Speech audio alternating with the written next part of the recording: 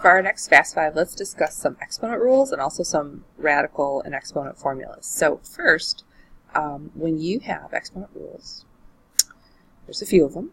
When you multiply the bases together, the way we simplify this quickly is we just add the exponents together. Similarly, when you divide your bases, you can simplify that by just subtracting the exponents. And then there's a rule where if you have an exponent raised to another exponent, the quickest way to simplify those is to multiply them together. So this becomes x to the a times b power. And then my favorite exponent rule, when you have a negative exponent, that just means the term is on the wrong side of the fraction bar.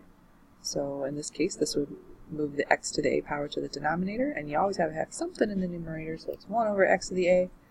Oh gosh, I think we forgot one. Let's see, if you have a division problem, like x over y raised to the a power, you can distribute the power to both bases.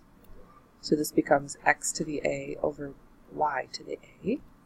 And then similarly, if you have a multiplication problem with an exponent outside of it, you can distribute the exponent to a multiplication problem. That's allowed. So that's x to the a, over y to the a. Now, another set of formulas that we have to remember is when you have what's called a rational exponent. So if you have x to the a over b power, that's a rational exponent, meaning a fraction exponent, and an equivalent way to write that would be as a radical. So a square root is one type of radical. Whatever number is in the denominator of this fraction, that is what we call the index to your radical. So if it's a square root, they often just put a square root symbol, but there's technically a 2 there in the corner. And your base is going to stay in the radical, and then the other part of the fraction exponent is the power. Now the power can be written here with the base. It could also be written outside here. It doesn't matter, they're equivalent. So remembering all those rules about exponents and radicals, let's look at a few example questions. X to the a squared over x to the b squared. So I notice I have that rule where I'm allowed to subtract your exponents to get the answer.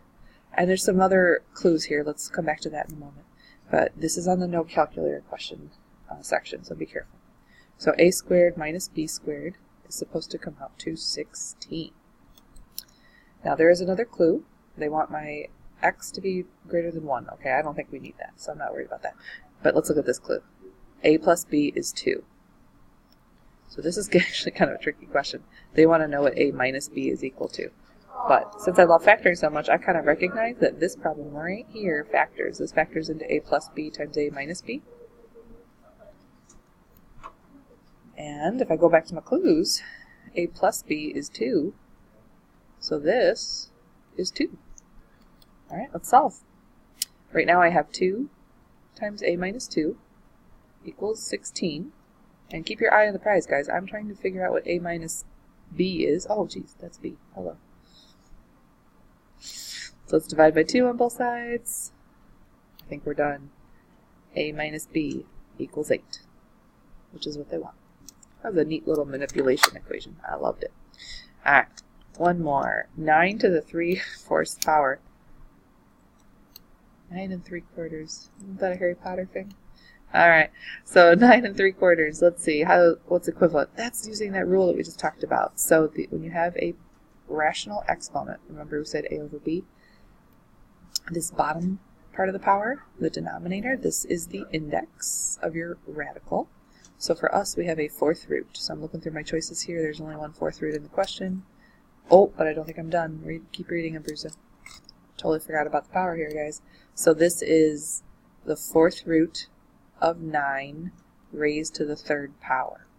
So this is actually a little more complicated than I thought it would be. All right, I'm going to back this up for a minute. I'm going to call, and this is on the no calculator section of the test, I believe, so that's kind of a bummer. If this was a calculator question, I would just type this in my calculator and figure out which one was equivalent. I'm actually going to back up for a moment, all the way back to here. 9, I could rewrite as 3 squared. You might be asking why I'm doing that. I have my reasons. Let me show you. So, if I now rewrite it as 3 squared instead of 9, I could multiply these powers together, and this becomes 3 to the 6/4, which is 3/2. And that actually is one of my answers, I believe. Maybe, maybe not. So it's the square root of 3 to the third power. Well, that I can do without a calculator, guys. 3 to the third power is 27. And the reason I don't see that as an answer choice is because that reduces a little bit. 27 is 9 times 3. So the square root of 9 is 3 times the square root of 3. There we go, choice D. Again, that was a calculator question. Be easy peasy. I just don't think it was. All right, good luck.